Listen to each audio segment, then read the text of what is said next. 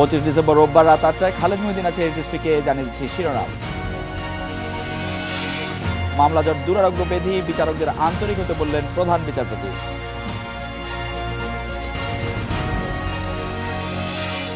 আশকোনায় বোমায় আহত শিশুর অবস্থা আশঙ্কাজনক, খাদ্যনালীতে একাধিক ছিদ্র।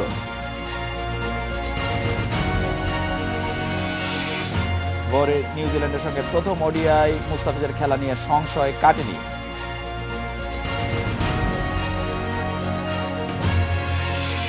বিচারে দীর্ঘসূত্রতা মামলা জটকে দুরারোগ্য বেধির মতো চিহ্নিত করে এ থেকে বিচার প্রার্থীদের মুক্তি দিতে বিচারকদের আরও আন্তরিকভাবে কাজ করার পরামর্শ দিলেন প্রধান বিচারপতি সুরেন্দ্র কুমার সিনহা। বিচার বিভাগীয় সম্মেলনের সমাপনী দিনে তিনি এই পরামর্শ দেন। প্রধান বিচারপতি বলেন, বিচার প্রার্থীদের আস্থা অর্জনে জেলা জজদের দায়িত্ব নিয়ে বিচার কার্য পরিচালনা করতে হবে।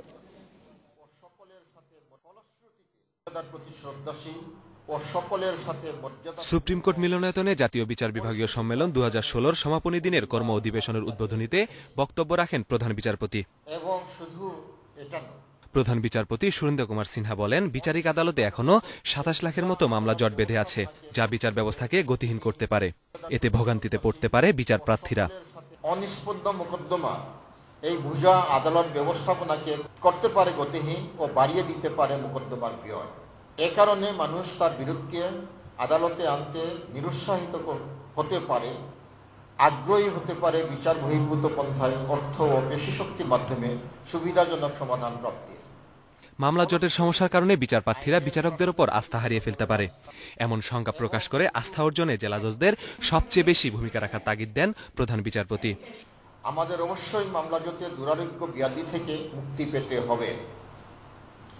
এজন্য আপনাদের পরিহার করতে হবে অপ্রয়োজনীয় সময়দানের সংস্কৃতি।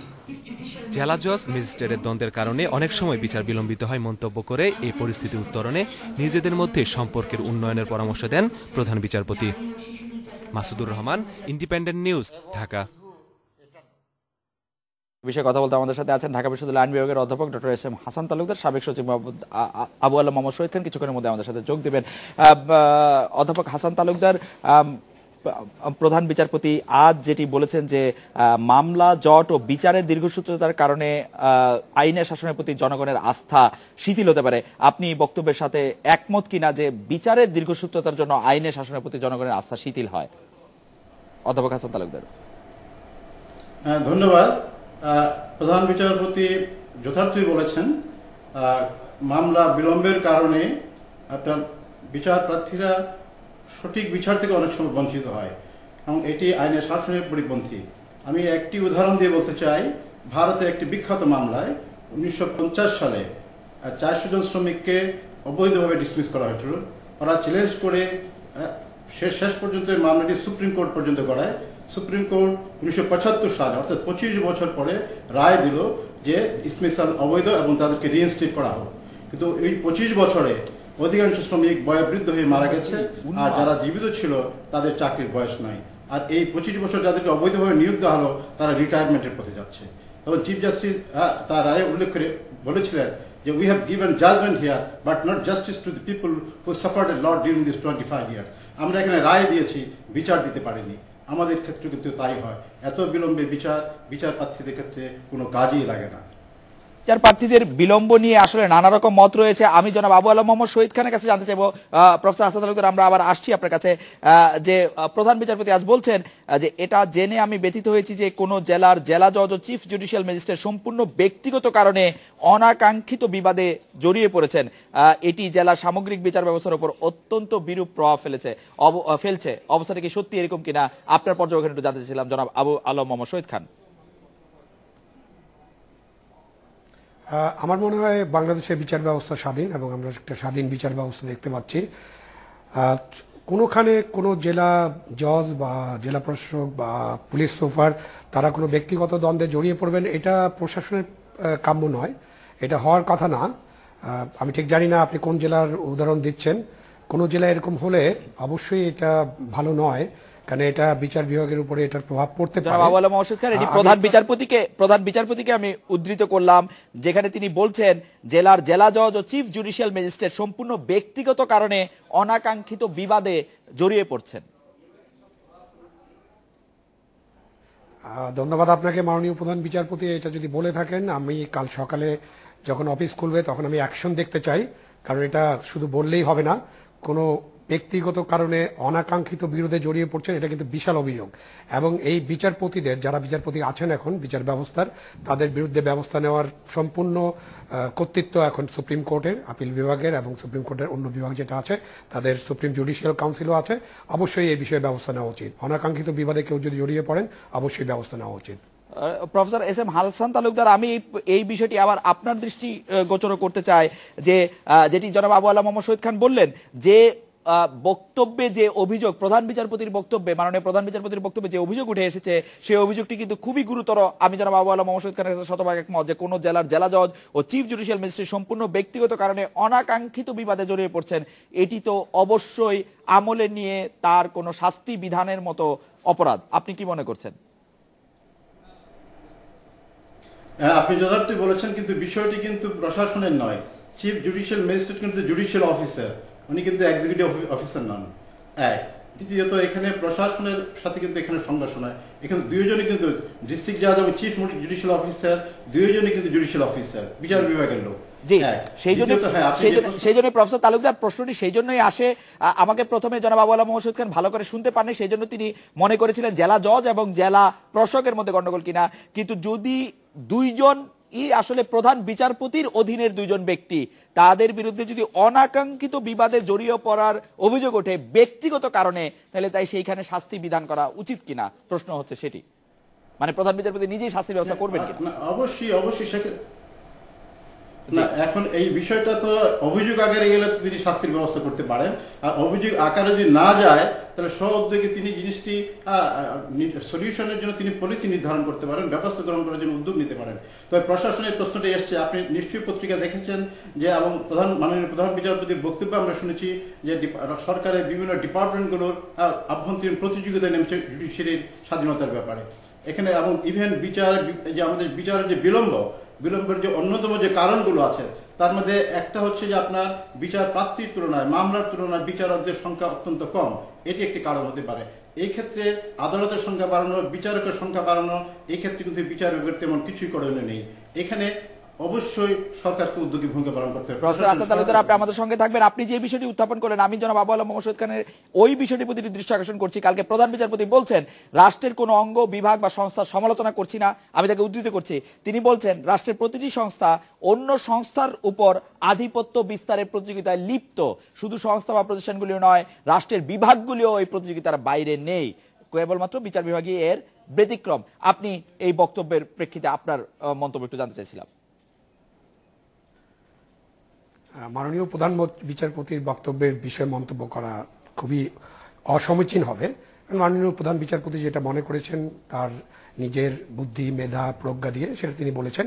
এবং এইরকম প্রতিযোগিতা আমরাও লক্ষ্য করি, এবং রাষ্ট্রের বিভিন্ন অঙ্গের মধ্যে প্রতিযোগিতা থাকতে পারে। কিন্তু প্রতিযোগিতা থাকলে এটা অশুভ হবে এরকম নয়। প্রতিযোগিতা যদি এমন হয় যে কোন্দলে রূপান্তরিত হয়, প্রতিযোগিতা যদি এমন পর্যায়ে চলে যায়, কাদা ছোড়াছুড়িতে চলে যায়, এবং যেটা আমাদের যে প্রশাসনিক ব্যবস্থা, বিচার ব্যবস্থা বা আমাদের যে পার্লামেন্টারি সিস্টেম, সেটা যদি বাধাগ্রস্ত হয়, তখন এই ধরনের প্রতিযোগিতা অবশ্যই গ্রহণযোগ্য না। এবং রাষ্ট্রের নাগরিক হিসেবে আমি মনে করি এই প্রতিযোগিতায় লিপ্ত যে কোনো কর্মকর্তা কর্মচারীর বিরুদ্ধে রাষ্ট্র ব্যবস্থা নিতে পারে। আমি কিন্তু আপনার আগের প্রশ্নের উত্তরে পরিষ্কারভাবে বলেছিলাম, দুজন বিচারপতি, বিচার ব্যবস্থার লোক যেহেতু এটার সাথে যুক্ত, সেজন্য এর বিচারের ভার মহামান্য সুপ্রিম কোর্টের উপরে। মাননীয় প্রধান বিচারপতি এই বিচারটা করতে পারেন, সেখানে প্রশাসনের তো কোনো না। আপনার প্রথম বক্তব্যে একটু প্রশ্নের কথা আসাতে প্রফেসর হাসান তালুকদার হয়তো মনে করেছেন যে প্রশ্নের কথা আপনি বলছেন কিনা। প্রফেসর হাসান তালুকদার, আমি এই বক্তব্যের ক্ষেত্রে আপনার একটু জি আবু আলা মোহাম্মদ শহীদ খান, আপনি শেষ করেন। জি আপনি শেষ করেন, আপনাকে শেষ পর্যায়ে আমরা শুনতে পাচ্ছিলাম না। প্রশাসন আছে, প্রশাসনের সাথে বিচার ব্যবস্থা সম্পূর্ণ স্বাধীন। প্রশাসনের সাথে বিচার ব্যবস্থা নির্ভরশীল নয়। প্রশাসনের বিচার বিভাগের উপরে নিয়ন্ত্রণ রাখার কোনো প্রশ্নই নাই। আমাদের যে সংবিধান অনুসারে আমরা একটা স্বাধীন বিচার ব্যবস্থা প্রতিষ্ঠা করতে চেষ্টা করেছি এবং প্রতিষ্ঠা হয়েছে। এখন বিচার ব্যবস্থায় ছোটখাটো দুর্বলতা থাকতে পারে, ছোটখাটো ত্রুটি থাকতে পারে, সেগুলো তো আমাদের মাননীয় প্রধান বিচারপতি আছেন, মহামান্য সুপ্রিম কোর্ট আছে, মহামান্য হাইকোর্ট আছে, তারা এগুলো দেখবেন এবং অবশ্যই এগুলো সমাধান হবে। Doctor S M Hasan Talukdar, আমি আবার প্রধান বিচারপতিকে উদ্ধৃত করি, তিনি বলছেন যারা ক্ষমতার কাছাকাছি থাকে তাদের মধ্যে এই আধিপত্য বিস্তারের প্রবণতা বেশি মাত্রায় প্রতিভাবান হয়, কিন্তু বিচার বিভাগ এই প্রতিযোগিতা কখনো প্রতিদ্বন্দ্বিতা করেনি এবং করবেও না। এই বক্তব্য দিয়ে আসলে প্রধান বিচারপতি কি বোঝাতে চেয়েছেন? প্রধান বিচারপতি যিনি বিচার বিভাগেরই শুধু প্রধান নন, যিনি বাংলাদেশের সংবিধানের অভিভাবক, তিনি যদি এই কথা বলেন যে আধিপত্য বিস্তারের প্রবণতা বেশি মাত্রায় প্রতীয়মান হয় যারা ক্ষমতার কাছাকাছি থাকে, এই বক্তব্য দিয়ে আসলে তিনি কি বোঝাতে চেয়েছেন? প্রফেসর হাসান তালুকদার। হ্যাঁ, ধন্যবাদ। মাননীয় প্রধান বিচারপতির এই বক্তব্য আমি সাধারণ নাগরিক হিসেবে আমাকে অত্যন্ত উদ্বিগ্ন করে, বিশেষ করে। তবে তিনি তার বক্তব্যে কিন্তু কোনো নির্দিষ্ট বিভাগের কথা বলেনি, তিনি জেনারেল ফর্মের কথাটা বলেছেন। নির্দিষ্ট করে বললে তো বিষয়টি চিহ্নিত হতো। তবে আমরা রাষ্ট্রের বিভিন্ন বিভাগগুলোর মধ্যে আমরা আশা করি যে সহযোগিতা এবং সমন্বয় থাকবে রাষ্ট্রের কল্যাণের সাথে, এবং তাদের মধ্যে যেন বিভেদ না থাকে। প্রফেসর হাসান তালুকদার, আমি বেগ টু ডিফার, কারণ হচ্ছে যে রাষ্ট্রের বিভাগই মাত্র 3টি। প্রফেসর হাসান তালুকদার, রাষ্ট্রের বিভাগই মাত্র 3টি, নির্বাহী বিভাগ, বিচার বিভাগ, আইন বিভাগ। আমরা যদি এভাবে দেখি, তিনি কিন্তু সিঙ্গেল আউট করেছেন বিচার বিভাগ এই প্রতিযোগিতায় কখনো অংশগ্রহণ করে নাই। তার মানে নির্বাহী বিভাগ এবং আইন বিভাগ এই প্রতিযোগিতায় অংশগ্রহণ করছে। হ্যাঁ, বিচার বিভাগের যে স্বাধীনতার কথা আপনি জনাব আবু আলমও বলেছেন, আমাদের সংবিধানের 94 নম্বর অনুচ্ছেদে সুপ্রিম কোর্টের বিচার বিভাগের সুপ্রিম কোর্টের স্বাধীনতার কথা বলা আছে। 116 ক অনুচ্ছেদে অধস্তন আদালতের স্বাধীনতার কথা বলা আছে। কিন্তু এই স্বাধীনতা নিশ্চিত করার জন্য যে আরো আইন করা প্রয়োজন, সেই আইনটি দুঃখজনক হলেও সত্য যে আমাদের স্বাধীনতার 37 বছর পরে মাজদার হোসেন মামলার প্রেক্ষাপটে 2007 সালে কেয়ারটেকার গভর্নমেন্টকে করতে হয়েছে। কোনো গণতান্ত্রিক সরকার এটি করেনি। এটি নিয়ে অনেক প্রশ্ন আছে। আপনারা জানেন যে সাম্প্রতিক কালে আমাদের আপনার গ্রেপ্তারি পরোয়ানার ব্যাপারে প্রফেসর হাসান তালুকদার, আমরা একটা বিরতি নিচ্ছি। বিরতির পর যখন ফিরে আসবো, প্রফেসর হাসান তালুকদার এবং জনাব আবু আলম মোহাম্মদ শহীদ খান আপনারা আমাদের সঙ্গে থাকবেন। আমি স্পেসিফিকলি জানতে চাইবো যে কোন উদাহরণের প্রেক্ষিতে বা কোন কাজের প্রেক্ষিতে বিচার বিভাগ এই প্রতিযোগিতায় লিপ্ত নয় এবং অন্য দুই বিভাগ এই প্রতিযোগিতায় আছেন, সেটি মনে হতে পারে মাননীয় প্রধান বিচারপতি কোন প্রসঙ্গে এটি বলছেন সেই ব্যাপারে একটু আপনার মন্তব্য শুনতে চাইবো। আমরা একটা বিরতি নিয়ে ফিরছি আপনার কাছে।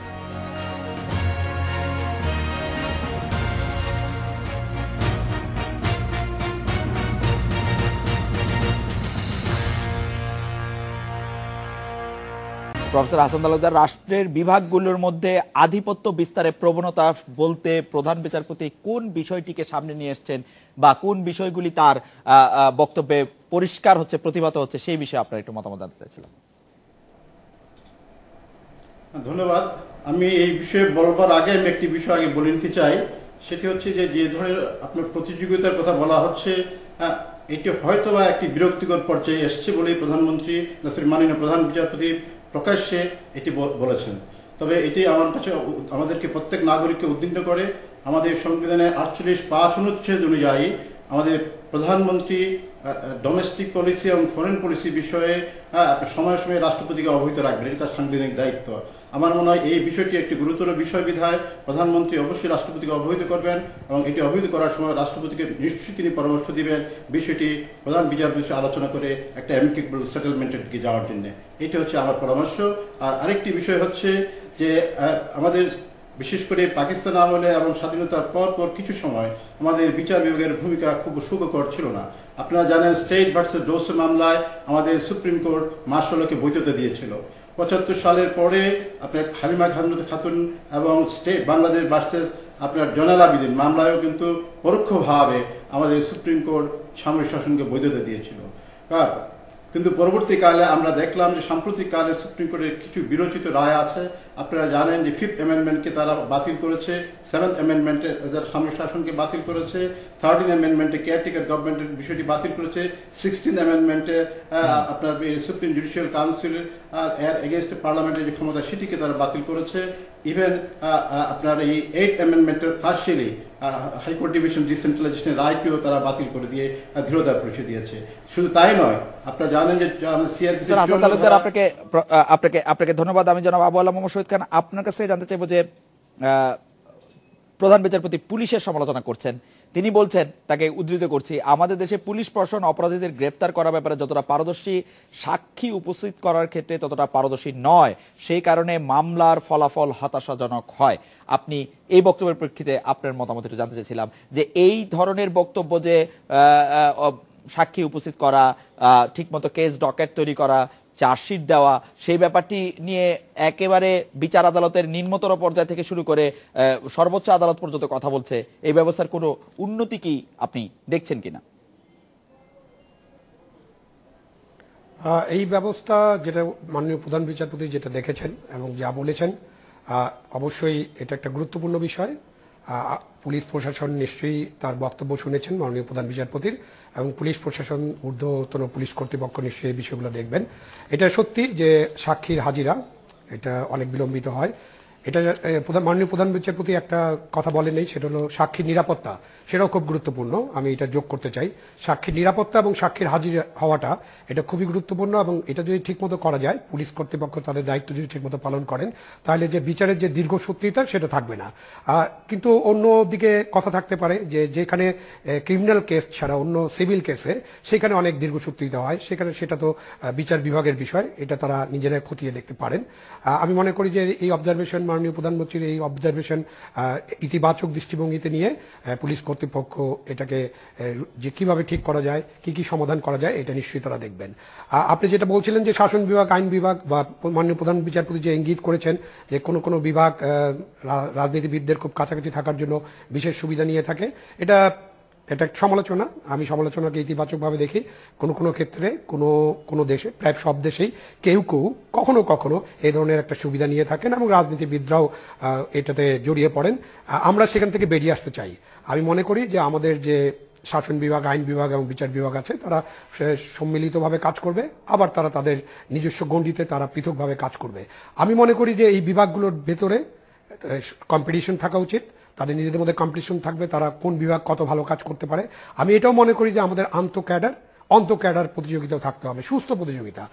আন্তঃক্যাডার প্রতিযোগিতা থাকলে আমরা দেখব যে কোন ক্যাডারের লোকেরা কত ভালোভাবে জনগণের সেবা করতে পারছেন, এবং ক্যাডারের ভিতরে প্রতিদ্বন্দ্বিতা থাকলে আমরা দেখব যে কোন কর্মকর্তারা কত ভালোভাবে তার কাজ করছেন। যেমন ধরেন, আমি যদি ডেপুটি কমিশনারদের উদাহরণ দিই, তাদের মধ্যে যদি একটা প্রতিদ্বন্দ্বিতা থাকে, ধরেন মাগুরার জেলা প্রশাসক ভালো কাজ করছেন নারায়ণগঞ্জের জেলা প্রশাসকের চেয়ে, বা ঢাকার জেলা প্রশাসক ভালো কাজ করছেন চট্টগ্রামের জেলা প্রশাসকের চেয়ে, এই যে প্রতিযোগিতা, এই সুস্থ প্রতিযোগিতা যদি আমরা লালন করতে পারি, তাহলে নিশ্চয়ই এদের যে কার্যক্রমের যে সফলতা সেটা অনেক ভালো হবে, এবং জনগণের প্রতি যে আমাদের দায়বদ্ধতা, ফাইনালি কিন্তু এই যে তিনটা বিভাগ, ফাইনালি চূড়ান্ত বিচারে জনগণ হচ্ছে সর্বময় ক্ষমতার মালিক, এবং জনগণ ভোট দিয়ে নির্বাচন করেন বলেই একটা সরকার থাকে, এবং সরকার জনগণের সেই ক্ষমতাটা তারা প্রয়োগ করেন। প্রধান বিচারপতি যেভাবে বক্তব্য দিচ্ছেন বা প্রধান বিচারপতি গতকাল এবং তার আজকের যে বক্তব্য, সেই বক্তব্য কি আমাদের যে তিন বিভাগের মধ্যে তিনি আধিপত্য বিস্তারের বা দুই বিভাগের মধ্যে যে আধিপত্য বিস্তারের লড়াই রয়েছে, সেটাকে কি আসলে কমাতে সাহায্য করবে? সেটাকে কি যার যার জায়গায় নিয়ে যাওয়া সাহায্য করবে, নাকি নতুন কোনো বিতর্কের দিকে ঠেলে দেবে? আপনার পর্যবেক্ষণ কি বলে? এটা নিয়ে বিতর্ক হতে পারে। আমরা যে কোনো বক্তব্যের বিষয়ে বিতর্ক হওয়াটাই স্বাভাবিক, তবে আমি এটাকে খুবই ইতিবাচক সমালোচনা হিসাবে দেখি। আমাদের উচিত, আমরা যারা সরকারে কাজ করি বা যারা নির্বাচিত প্রতিনিধি আছেন বা যারা বিচার বিভাগে কাজ করছেন, আমাদের প্রত্যেকেরই উচিত হবে যে কারো বক্তব্য, এটা একজন নাগরিকেরও বক্তব্য হতে পারে, আর প্রধান বিচারপতি তো আমাদের অনেক উপরে, সুতরাং তার বক্তব্যটাকে ইতিবাচক দৃষ্টিভঙ্গিতে নিয়ে আমাদের যদি কোনো ত্রুটি বিচ্যুতি থাকে, সেই ত্রুটি বিচ্যুতিগুলা দূর করার চেষ্টা আমরা করব, এটাই হওয়া উচিত। এবং তার বক্তব্য নিয়ে আমরা এখন সবাই মিলে বিতর্ক শুরু করব, এবং তারপরে আমরা প্রমাণ করার কেউ যদি চেষ্টা করি না প্রধান বিচারপতি ঠিক বলেননি, ভুল বলেননি, আমার মনে হয় ওই পথটা ভালো পথ না। আমাদের পথটা হলো ইতিবাচক পথ। ইতিবাচক পথে যদি আমরা এগোতে পারি, তাহলে অবশ্যই মাননীয় প্রধান বিচারপতির এই বক্তব্য নিয়ে আমরা সামনের দিকে যেতে পারি। আমাদের যদি সময় শেষ হয়ে থাকে, তাহলে আমি আপনাদেরকে মেরি ক্রিসমাস জানাতে চাই এবং আমাদের নববর্ষের শুভেচ্ছা জানাতে চাই। আমি মনে করি ধর্ম যার যার, উৎসব সবার। জনাব আবু আলম মোহাম্মদ খান, আপনাকে ধন্যবাদ। প্রফেসর হাসান তালুকদার, আমরা আপনার কাছ থেকে জানতে চাইবো যে প্রধান বিচারপতির এই বক্তব্য, যেটি আবু আলম মোহাম্মদ খানের কাছে আমি জানতে চাইলাম যে প্রধান বিচারপতির এই বক্তব্য বা এই বক্তব্যের আজকে আপনি নিশ্চয়ই জানেন কিনা আমি জানি না, যে বিএনপির যে মহাসচিব আছেন মির্জা ফখরুল ইসলাম আলমগীর তিনি বলেছেন যে প্রধান বিচারপতির এই বক্তব্য ঠিক, যে রাষ্ট্রের কোনো প্রতিটি সংস্থা অন্য সংস্থার উপর আধিপত্য বিস্তারের প্রতিযোগিতায় লিপ্ত, এর ফলে প্রতিষ্ঠানগুলি ভেঙে পড়ছে বা সংস্থাগুলি ক্ষতিগ্রস্ত হচ্ছে, তাতে তিনি একমত পোষণ করছেন। এই বক্তব্যগুলির যে একটি রাজনৈতিক কনোটেশন আছে সেটি ভালো নাকি খারাপ, এই বিতর্ক চলতে পারে, চলা উচিত, নাকি এটি এই আধিপত্যের যে ব্যাপার সেটিকে কমিয়ে আনতে সাহায্য করবে? আসলে আমি আগেই বলেছি যে প্রধানমন্ত্রী মানে প্রধান বিচারপতির এই বক্তব্যটি আসলে হয়তো একটা বিরক্তিকর পর্যায়ে চলে আসছে, সম্পর্কটা আন্তঃসম্পর্কটা এই কারণে বাইরে এটা প্রকাশ পেয়েছে।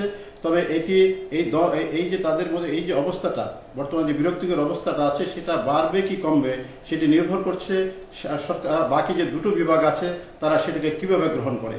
তারা যদি পজিটিভলি গ্রহণ করে, আমি যেটা বলেছিলাম যে মাননীয় প্রধানমন্ত্রী যদি উদ্যোগ গ্রহণ করেন প্রেসিডেন্টের মাধ্যমে, তারা আলাপ আলোচনা করে অ্যামিকেবল সেটেলমেন্টের মধ্যে দিয়ে, সমন্বয়ের মধ্যে দিয়ে, তাহলে এটি দেশের জন্য কল্যাণকর হবে। না হলে বিচার বিভাগ, আইন বিভাগ, শাসন বিভাগের মধ্যে দ্বন্দ্ব কখনোই একটি দেশের জন্য মঙ্গল হতে পারেনি, এটি অশুভ হতে পারে। Professor S M Hasan Talukdar, জনাব আবু আলা মোহাম্মদ শহীদ খান, আপনাদের অনেক ধন্যবাদ। এর স্পিকার বিরতি নিচ্ছে, একটি ফিরছি তারপরে।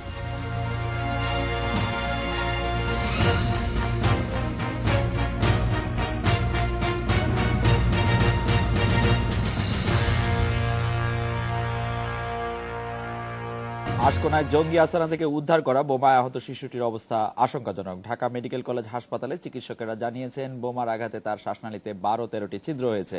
রোববার অস্ত্রোপচার করার পর শিশুটি জ্ঞান ফিরেলেও সে কথা বলতে পারছে না। শনিবার রাতে আশকোনায় সূর্য ভিলা নামের একটি বাড়িতে অভিযান চালিয়ে পুলিশের কাউন্টার টেরোরিজম ইউনিট দুপুর 1টার দিকে বোরকা পরা এক নারী শিশুটিকে নিয়ে বাড়ি থেকে বেরিয়ে এসে আত্মঘাতী বিস্ফোরণ ঘটান।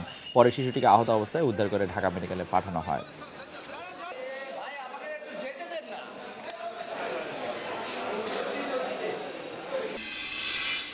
আশকোনা জঙ্গি বিরোধী অভিযানে বোমায় আহত শিশুর অবস্থা জানতে আমাদের সাথে আছেন assignment director Masud Curzon. Masud Curzon, অস্ত্রোপচার কতটা সফল বলে চিকিৎসকরা জানাচ্ছেন? আমরা আমাদের খবরে দেখতে পাচ্ছি যে শিশুটির খাদ্যনালীতে 12 থেকে 13টি ফুটো হয়েছে। ডাক্তাররা বলছেন যে আজকে পর্যন্ত তারা যে গণমাধ্যম কর্মীদেরকে জানিয়েছেন যে এখন পর্যন্ত শিশুটিকে পর্যবেক্ষণে রাখা হয়েছে। তারা আরও 2-1 দিন যাওয়ার পরে হয়তো বিস্তারিত বলতে পারবেন যে শিশুটি কতটুকু শঙ্কা কাটিয়ে সুস্থ জীবন শুরু করতে পারবে বা সুস্থ হবে। তো সেটি একটি বিষয়। আরেকটি বিষয় তারা ডাক্তাররা যেটি বলছে যে আসলে শিশুটির শরীরের উপর যে আঘাত গেছে তার চেয়ে বড় আঘাত যে মনের উপর শিশুটি খুবই গেছে, সেটিও একটি বড় বিষয়। শিশুটি কারোর সঙ্গে তেমন কথা বলছে না, তাকাচ্ছে, কিন্তু খুব একটা তারা কারোর সঙ্গে যে কথা বলা, যে শিশুর সুলভ যে একটি আচরণ থাকে সেটিও নেই। কারণ মানসিকভাবে যে আইন শৃঙ্খলা বাহিনীর সদস্যরা যারা অভিযান সেখানে পরিচালনা করছেন তারা যেটি বলছেন যে নারী আত্মঘাতী হামলায় মারা গেছেন সেই আশকোনাতে, সেই নারীরই সন্তান বলে ধারণা করা হচ্ছে যে এই শিশুটি। এবং এই নারী যিনি আত্মঘাতী হামলায় মারা গেছেন তার স্বামীর নাম আইন শৃঙ্খলা বাহিনীর সদস্যরা জানতে পারছেন যে ইকবাল। এবং ধারণা করা হচ্ছে যে, এবং যতটুকু তারা এই পর্যন্ত তদন্তে বেরিয়ে এসছে, যে এই যিনি আত্মঘাতী হামলায় মারা গেছেন সেই নারীর স্বামী ইকবাল বেশ কয়েক বছর আগেই ক্যান্সারে তিনি মারা গেছেন।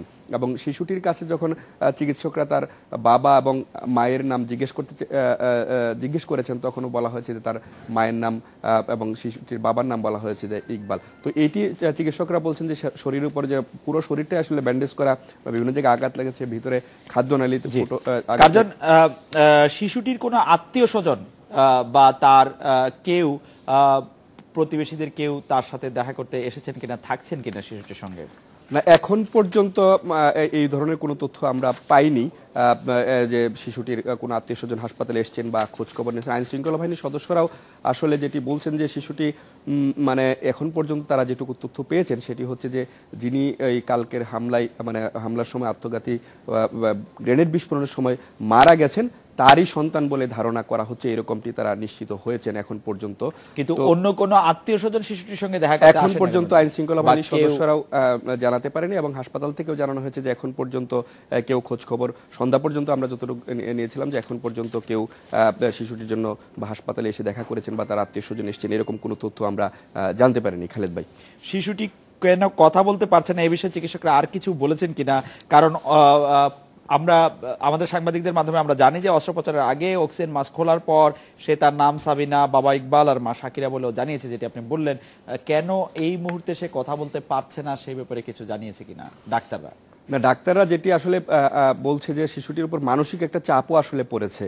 তো মানসিক চাপ পড়েছে যে আজকে যখন অভিযান শেষ করা হয় তখন আইন শৃঙ্খলা বাহিনীর সদস্য, বিশেষ করে যে মনিরুল ইসলাম ঢাকা মহানগর পুলিশের অতিরিক্ত কমিশনার এবং যে কাউন্টার টেরোরিজমের প্রধান, তিনি জানিয়েছিলেন যে এই শিশুটিকে এবং যে মারা গেছেন যিনি নারী আত্মঘাতী হামলা, তাদের দুজনকে আসলে ভেতরে যারা ছিলেন এরা আত্মঘাতী হামলায় ব্যবহার করার একটা পরিকল্পনা ছিল। মানে এই শিশুটিকেও আসলে ঢাল হিসেবে ব্যবহার করা বা তাকে আত্মঘাতী হামলায় ব্যবহার করা একটা পরিকল্পনা ছিল। এবং নারী যিনি ছিলেন তিনি কিন্তু আত্মঘাতী হামলায় নিহত হয়েছেন। শিশুটি সামনে ছিলেন, ভাগ্যক্রমে অনেকটা বেঁচে গেছে। তো ফলে বলা চলে যে শিশুটি ভেতরে ছিল, একটি অভিযান পরিচালিত হয়েছে, তারপরে তাদেরকে আত্মসমর্পণ করার জন্য বিভিন্ন কৌশল অবলম্বন করছে আইন শৃঙ্খলা বাহিনীর সদস্যরা। এর আগে কিন্তু যখন এই যিনি মারা গেছেন, এই বাচ্চাটি যার বলা হচ্ছে যে যার সন্তান, তার আগে কিন্তু দুজন নারী কিন্তু দুজন বাচ্চা নিয়ে আত্মসমর্পণ করেছেন এবং তাদেরও কিন্তু আত্মসমর্পণ করার কথা ছিল। এবং আইন শৃঙ্খলা বাহিনীর সদস্যরা কালকে আসলে শনিবার মধ্যরাত থেকে সেই অভিযানটি শুরু করে, এবং তখন তাদের ধারণা ছিল যে এখানে এখন যিনি নব্য জিএমবির মুসা, সেই মুসার একটি আস্তানা ছিল, মুসা এখানে ছিল। আমরা সেই খবরগুলি সারাদিন ধরেই কালকে আমরা জেনেছি আপনাদের কাছ থেকে। কার্জন, আপনাকে অনেক ধন্যবাদ। এবার একটি বিরতি নিচ্ছি, ফিরছি একটু পরে।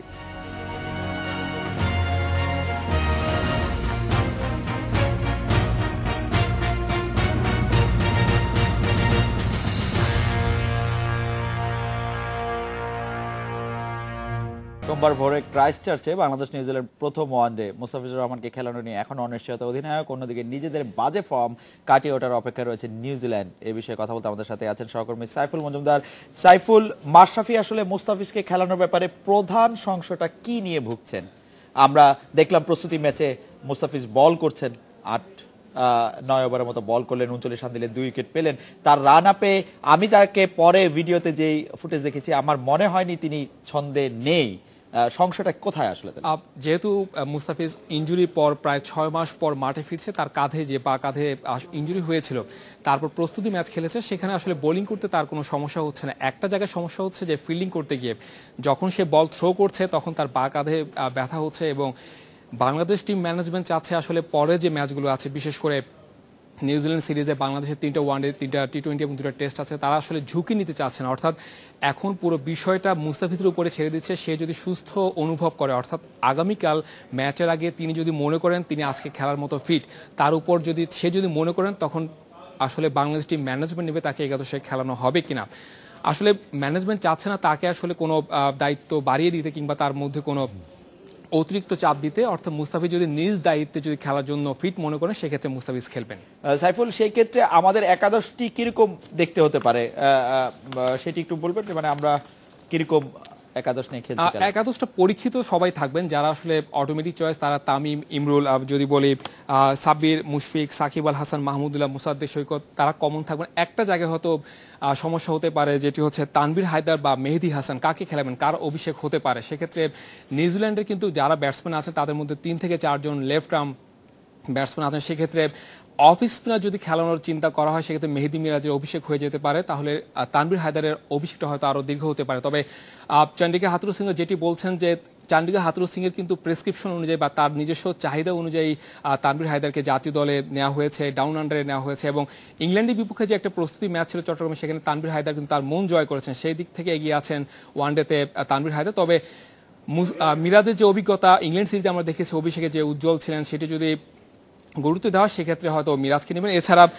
মাশরাফি মুর্তজা আছেন, মুস্তাফিজ যদি শেষ পর্যন্ত ফিট থাকে খেলেন এবং তাসকিন আহমেদ খেলবেন। তবে মুস্তাফিজ যদি শেষ পর্যন্ত ফিট না হয়, সেক্ষেত্রে অভিজ্ঞ রুবেল হোসেনের হয়তো সম্ভাবনা থাকবে একাদশে। অভিজ্ঞ রুবেল ডাক পেতে পারেন ওই মূল একাদশে। তবে নিউজিল্যান্ডে প্রস্তুতি ম্যাচে ভালো খেললেও সৌম্যকে মাঠের বাইরেই থাকতে হচ্ছে, একাদশের বাইরেই থাকতে হচ্ছে এই আগামীকালের ম্যাচে অন্তত।